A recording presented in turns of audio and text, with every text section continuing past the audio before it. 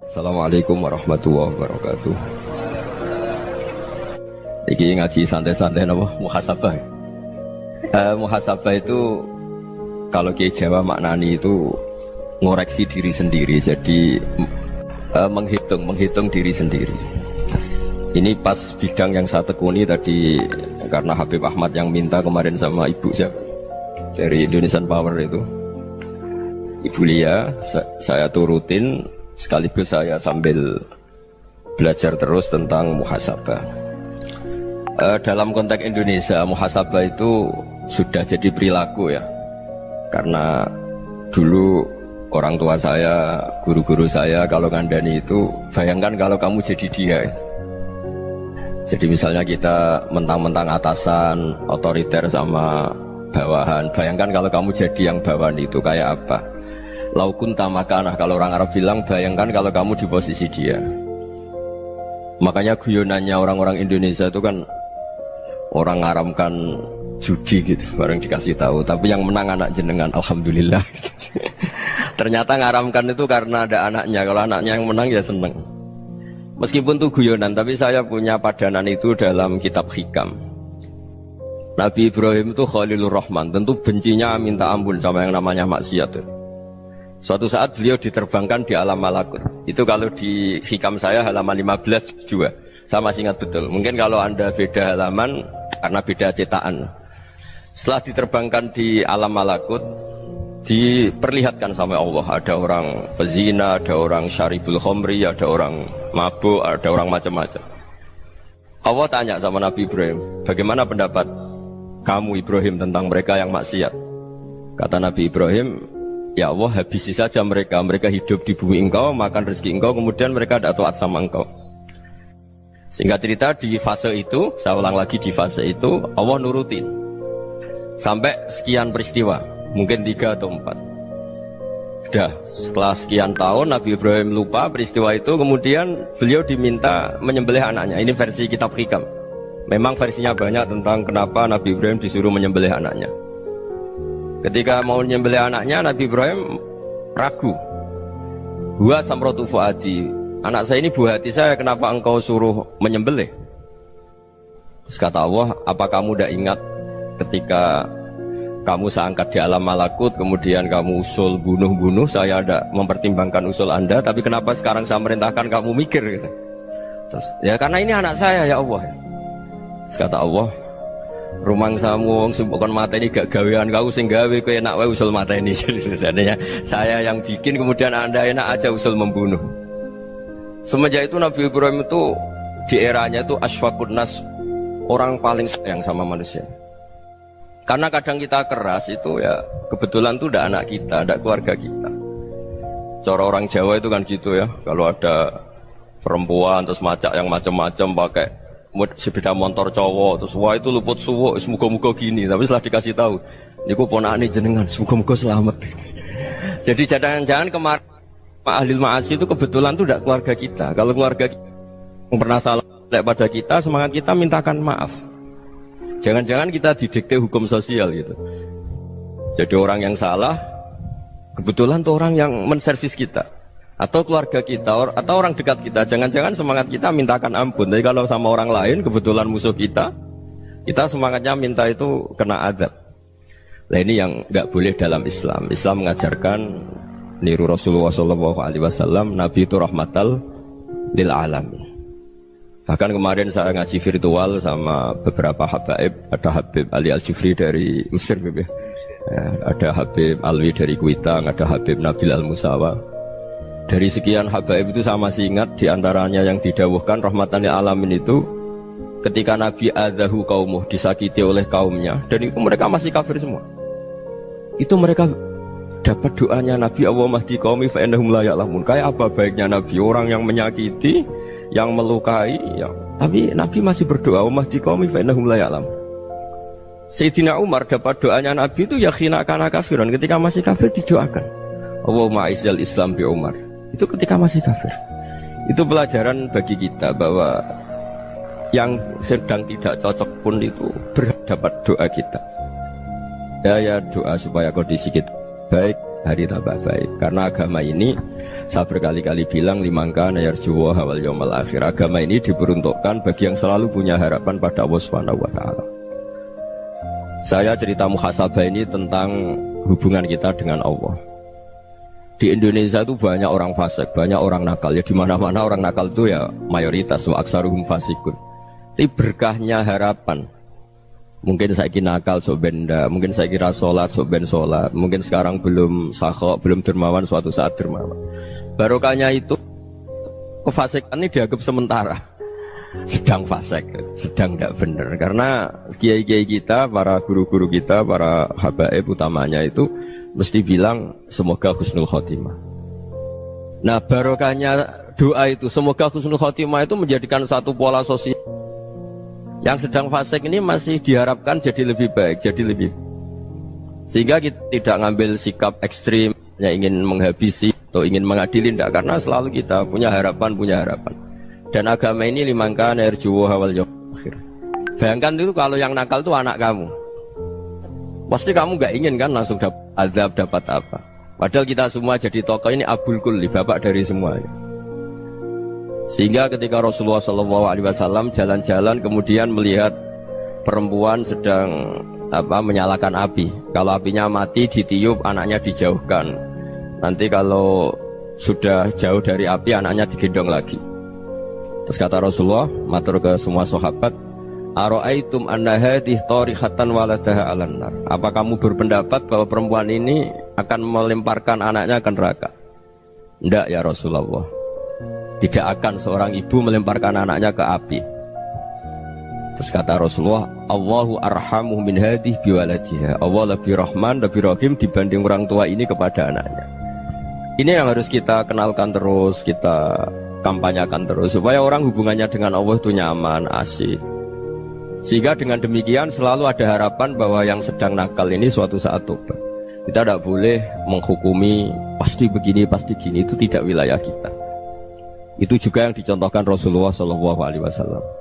Secara lahir Nabi itu nggak berkenan sama Wahsy, karena Wahsy itu salahnya salah fatal, karena membunuh ahabban nasi ila Rasulillah, yaitu membunuh Sayyid Hamzah. Jadi ketika Wahsy tobat, Nabi itu terima tobatnya. Dan ketika beliau dengan basariyahnya nggak siap ketemu Wahsy karena harus ingat Sayyid Hamzah, basariyahnya diturutin. Oke, kamu iman, saya turutin, tapi jangan sering ketemu saya. Karena kalau ketemu kamu, saya masih ingat sama paman saya, Sayyid Hamzah.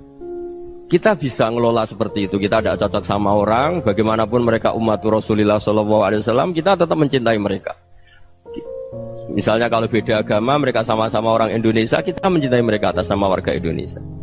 Tapi kalau misalnya potongannya ora cocok, beda kultur, bawaannya itu mangkel no coro Jawa, ya bisa diilmoni, jangan ketemu. Wong sudah tidak cocok, ingin ketemu nyari solusi. Roh ini tok seneng itu kan ya repot gitu. Ya sudah kalau nggak mati cocok ya jangan sering ketemu.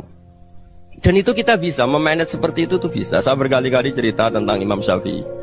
Kalau dikasih tahu ya Imam Abu Abdillah, panggilannya Imam Syafi'i, tetangga anda ini ternyata banyak yang nggak senang anda. Jawabnya beliau senang. Ya bagus kalau nggak senang saya, ndak utang saya katanya. Jadi gara-gara saman seneng aku ngatur aku ini kan. Dan mungkin saman rasa seneng kan ya enak. Jadi hidup itu dianggap happy. Kalau seneng ya teman silaturahim, kalau nggak seneng ya nggak bakal utang gitu. Baru kayak seneng itu nggak ganggu. Gitu. Jadi dulu itu orang bisa ngelola seneng ndak seneng itu bisa. Karena ada kearifan hubungan dengan Allah Subhanahu wa ta'ala. Hidupnya selesai karena masyghul bi dzikrillah, mereka sibuk dengan Allah. Makanya kata ulama-ulama tasawuf, kamu jangan melihat manusia perilakunya, tapi kamu juga harus ingat yang gerakkan semua itu Allah Subhanahu wa ta'ala. Dengan demikian kita farah, kita senang. Makanya Nabi kalau ngutus Anas bin Malik kemudian enggak kesampaian yang diinginkan karena Anas main. Ketika garwa-garwani Nabi agak tersinggung, Nabi andaikan Allah menghendaki yang saya inginkan kesampaian, pasti itu kesampaian. Jadi dianggap kegagalan Anas gak manggil yang dituju Nabi itu ya kersane Allah, ya enteng saja.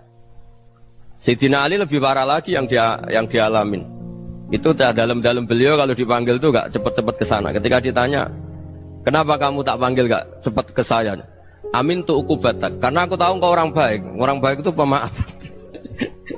Jadi makanya orang-orang soleh dulu itu bodoni itu. Makanya sekarang kalau ada orang bodoni itu mesti dibidik orang soleh. Kalau orang-orang soleh itu kakean husnudzon lagi sering dibodonin. Abdullah bin Umar itu masyhur itu.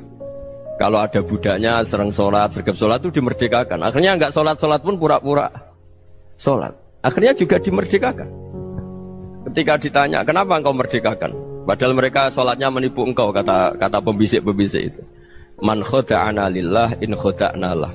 Dia nipu atas nama Allah, berarti saat tertipu juga atas nama Allah. Enggak masalah dong, semuanya demi Allah Subhanahu wa ta'ala. Jadi ketika kita ketemu mensifati Allah Ta'ala itu ghafir, Allah pemaaf.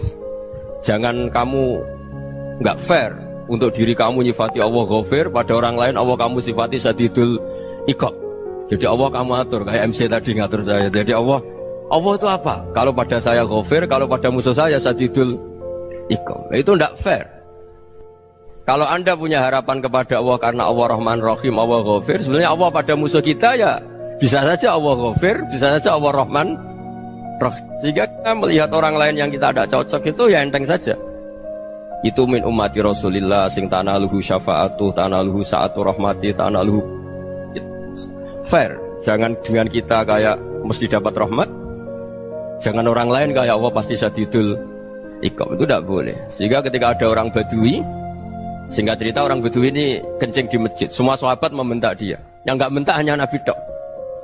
Saking mangkelnya orang ini karena semua sahabat bentak kecuali Nabi.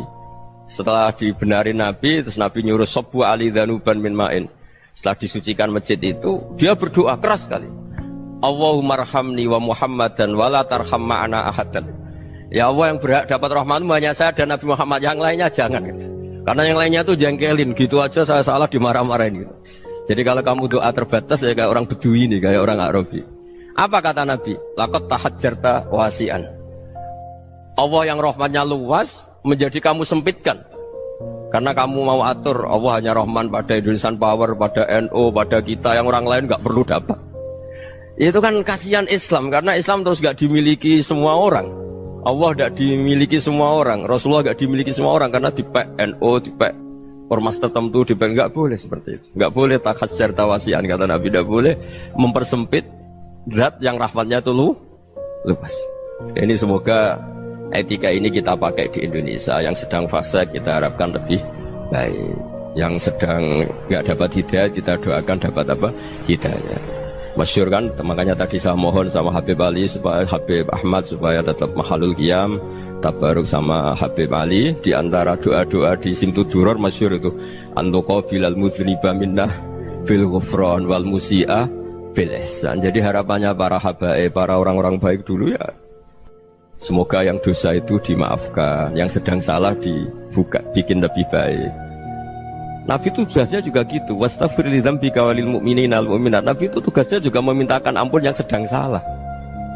Nah ini cobalah jadi etika kita, muhasabah kita. Jadi muhasabah itu cara berpikir kita set, kita pikir ulang. Ternyata semangatnya seorang nabi itu wastaghfir li dzambika walil mu'minun. Semangatnya itu memintakan ampun. Orang ahli tafsir tahu semua kalau Nabi itu tidak mungkin dosa. Jadi itu khitabun Nabi wa urida bihi ummatu, itu khitab Nabi, tapi yang dimaksud itu umatnya, karena Nabi tidak akan mengalami dzambun, tidak akan mengalami dosa. Sekarang enggak, kadang-kadang kita ini kalau orang lain salah itu semangat. Kalau di perusahaan ada teman salah, apalagi pimpinan salah itu seneng, barokahnya salah bisa ganti kan gitu. Jadi kalau mungkin di dunia tokoh juga gitu, barokahnya ada tokoh salah, kita yang jadi populer sendiri, tidak boleh seperti itu. Kita harus salimus sodri di jami'il muslimin. Jadi ini harus dilatih. Saya tadi matur sama Habib Ahmad, latihan kita jadi hidup. Nabi itu kalau resep jadi wali itu kata Nabi gampang. Kata Nabi, kalau kamu ingin disenangin Allah, ya sudah. Kalau kamu asbahta wa amseta gini-gini, perasaan kamu, kata Nabi, jangan punya perasaan ghil sama orang muslimin. Itu sudah wadzalika min sunnati. Makanya Nabi ngendikan la yablughni ahadun an ahadin syai'an.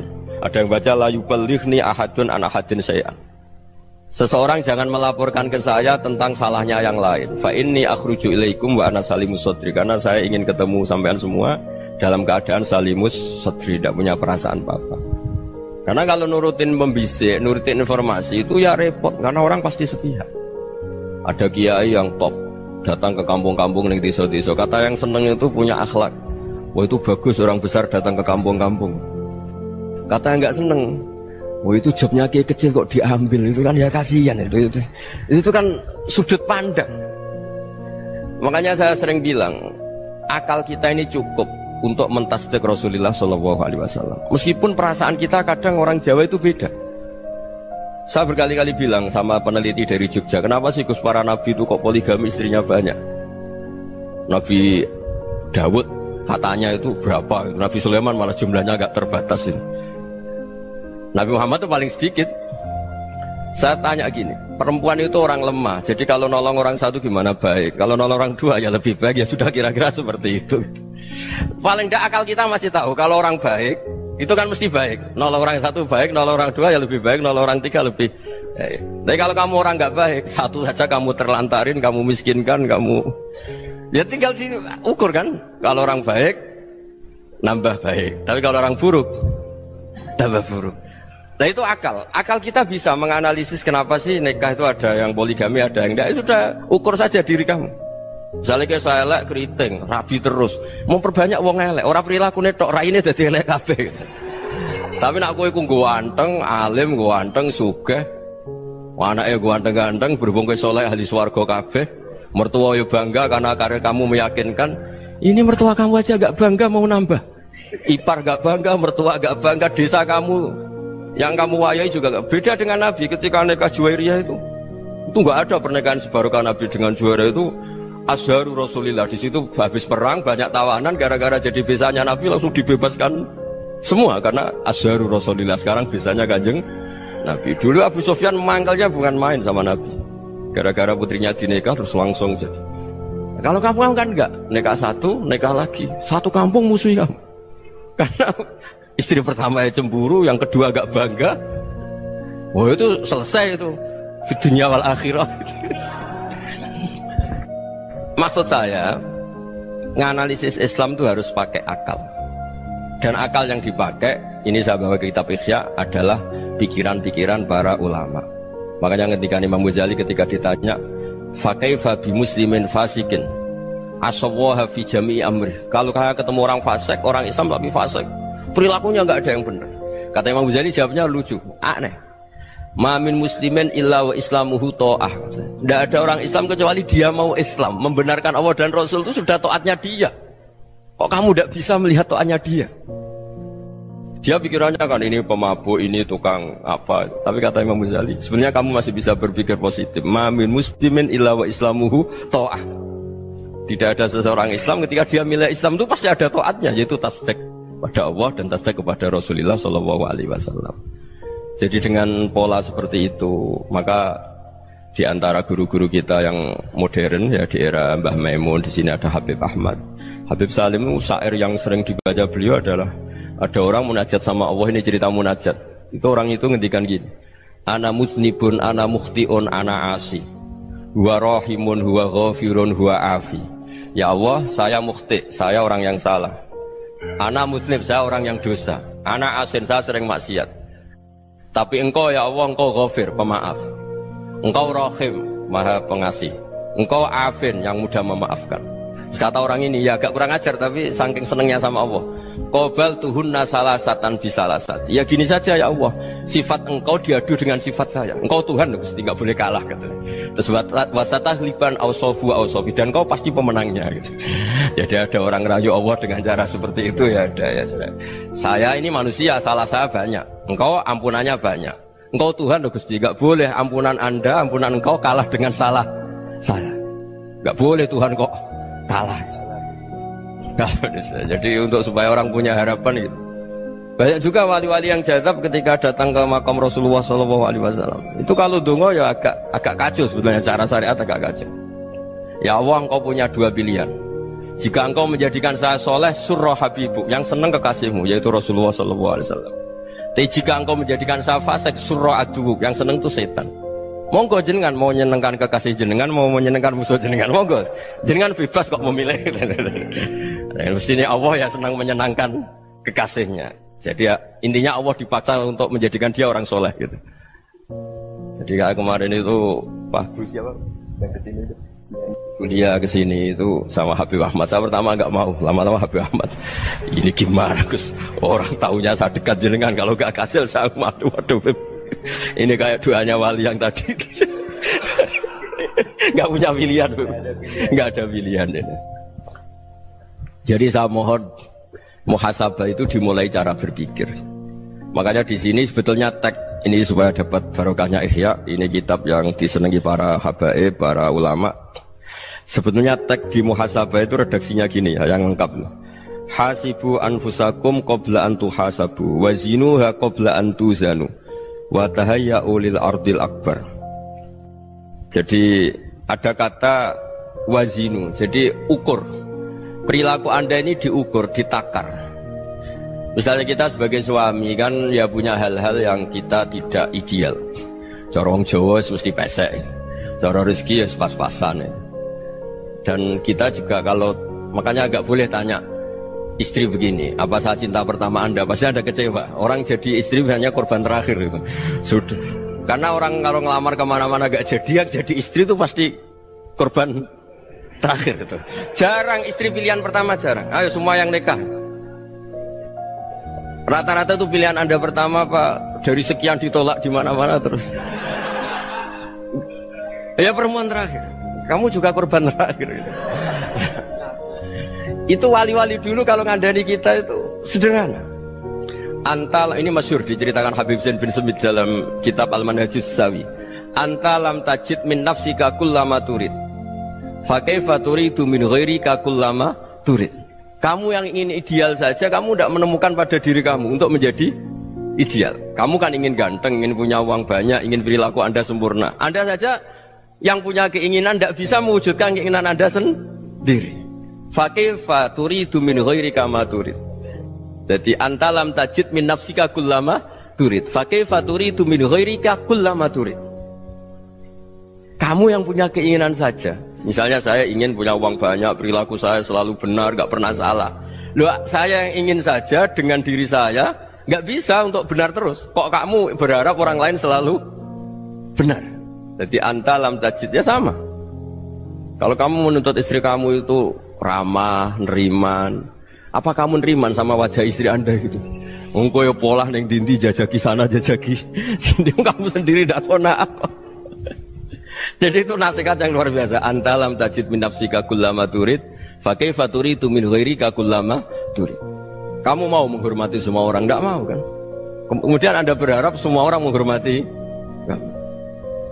Kamu tidak ingin kan orang lain semua menghujat kamu. Sementara kamu enak aja menghujat orang lain. Makanya Rasulullah SAW luar biasa ketika bikin kaidah sosial. Apa la yu'minu ahadukum hatta yuhibba li akhihi ma yuhibbu li nafsi. Jadi kalau ukuran iman itu sederhana. Kalau sesuatu itu baik, nyaman bagi Anda ya bayangkan itu pada teman Anda. Misalnya Anda bangun tidur sudah acak-acakan, gak punya uang, utang jatuh tempo, kan gak ingin ketemu orang. Ya kamu jangan bertamu ke jenis ini, karena kalau dengan kamu yang alami juga gak siap ketemu orang. Makanya ada Habib Alim itu dilapuri sama seseorang. Beb, dulu teman saya itu ketika saya kaya itu sering main ke saya. Setelah saya miskin, mereka tidak main ke saya. Kata Habib itu bagus, sunnah Allah begitu itu bagus. Coba kalau kamu dulu kaya, teman kamu main kan kamu gaya. Di rumah ada makanan, bisa hormat tamu. Setelah kamu miskin jadi buruh manol di pasar atau buruh bikin boto, teman kamu datang, malu enggak kamu? Mendingan enggak datang gitu. Akhirnya baru, oh ya alhamdulillah kalau gitu. Loh ya kan dulu teman kita datang, kita ada Alphard, istri cantik, rumah bagus lah, kita miskin, buruhnya orang pas dibentak-bentak, teman kamu udah datang. Milih datang kamu enggak kalau setelah kamu jatuh? Enggak kan? Jadi barokahnya ilmu itu terus. Ya, tapi kadang-kadang orang tuh, wah setelah saya miskin teman-teman enggak kasih ke sini. Ya kalau kamu sudah jatuh, teman-teman kamu situ jadi tontonan. Ya mulai sekarang cara berpikir itu dirubah. Dulu yang namanya kiai itu kalau diundang orang itu ya agak-agak senang. Semenjak saya itu agak rubah. Mengundang kiai, ngatur kiai itu tak haram-haramkan ya ada lumayan lah, sekarang itu sudah mulai agak beretika. Dulu itu ngundang tuh tanggalnya ditentukan, jamnya ditentukan. Enggak mikir apa kiai saat itu nganggur, enggak. Punya wadifah, enggak. Dia milih tanggal yang dia nganggur, enggak mikir masa itu kiainya nganggur apa. Enggak. Ya saya hanya cerita aja, kamu tersinggung ya monggo, boten nggih monggo itu kan. Jadi saya mohon lah supaya tadi saya juga matur ke Habib Ahmad. Jadi untuk orang merasa ikut sunnah Rasul itu gampang sekali kata Sayyid Muhammad. Dulu Nabi berpakaian ala daerahnya. Kalau mikot ya pakai mikotu baladi. Karena Nabi orang Madinah dan beliau berdomisili di Madinah ya misalnya mikotnya dari Bir Ali misalnya. Tapi kalau anda orang kawasan Tanim mau umrah ya dari Tanim. Misalnya kawasan Jirona ya dari Jirona. Artinya apa? Kamu ngambil mikot karena Nabi mikot misalnya dari Bir Ali. Bukan berarti kamu harus seperti Nabi di Bir Ali, kamu orang Mekah, misalnya kamu orang Tanim, orang dia harus dari mikotu apa? Baladi.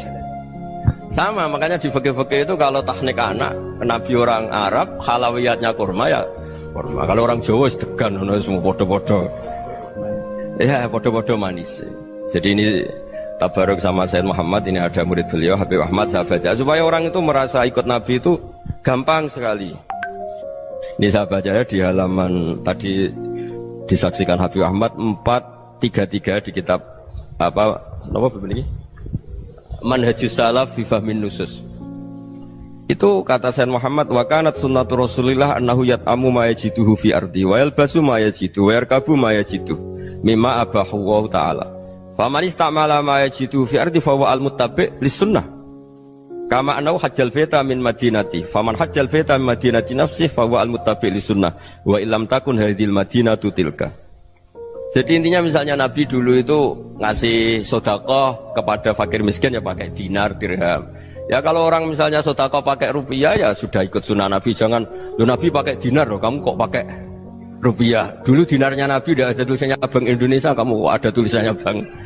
Ya tidak ada seperti itu. Ya jadi misalnya Nabi sedekah pakai tamar atau pakai al-aqid, ya kita pakai beras, pakai apa, supaya orang tuh bahwa Rasulullah itu milik kafatal linnas, milik semuanya, sehingga merasa ikut sunnah Nabi itu ya semuanya. Makanya dulu Mbah Mun kalau motivasi saya supaya bombong, kalau orang Jawa bilang bombong, wong Jawa mesti ono wong alim. Beliau menyontohkan mas itu Mbah Fadol, Senori, Mbah Ihsan Jambes, itu bisa ngarang-ngarang kitab luar biasa, padahal beliau bukan orang Arab. Imam Sibawai itu orang Persia, Imam Ghazali orang Tus itu juga ikut Persia. Kata Imam Mun, wong sing ora Arab lah mesti untuk jatah alim kata beliau. Karena Nabi itu diutus kafatal linnas. Nanti kalau orang yang alim itu Arab tok, berarti tidak ada perwakilan dari Afrika, dari Asia Tenggara, dari mana-mana. Makanya karena Nabi statusnya itu kafatal linnas. Jadi kita harus bangga sebagai Muslim, sebagai orang Indonesia karena misalnya Wali Kutub. Dulu terkenalnya hanya ada di Yaman, di mana. Ternyata pernah ada juga di Indonesia dan seperti Habib Abu Bakar Segaf Gresik. Jadi ya artinya kan tetap orang Indonesia meskipun beliau zuriyah Rasul kan ya sudah orang apa? Orang Indonesia. Zuriyahnya Habib Ali Simtuduror sekarang di Solo. Jadi Indonesia juga dapat alawin banyak dari Sadatin al-Alawin juga banyak. Jadi saya mohon barokahnya ngaji seperti ini. Melihat orang lain tuh gampang, bayangkan tuh kalau anak kamu. Makanya Nabi nanti kalau nggak percaya lihat di Hikam nomor 15 di kitab saya itu. Di situ dijelaskan oleh Hikam, jangan-jangan semangat Anda pada orang yang maksiat, pada orang yang keliru supaya dihukum itu karena kebetulan itu udah anak Anda, itu udah keluarga Anda. Coba kalau itu keluarga Anda. Makanya kalau saya guyonan di Jogja itu ada pembantu mecahkan piring terus dimarahi majikannya, saya mesti guyon gitu. Pasti itu pembantunya tidak cantik. Kok bisa Gus? Andekan cantik dan kamu senang mecahno piring satu, piring 1000 ora iso ngamuk. Ternyata ngamuknya itu karena mecahkan piring apa karena plus tidak cantik? Coba jawab para lelaki ini.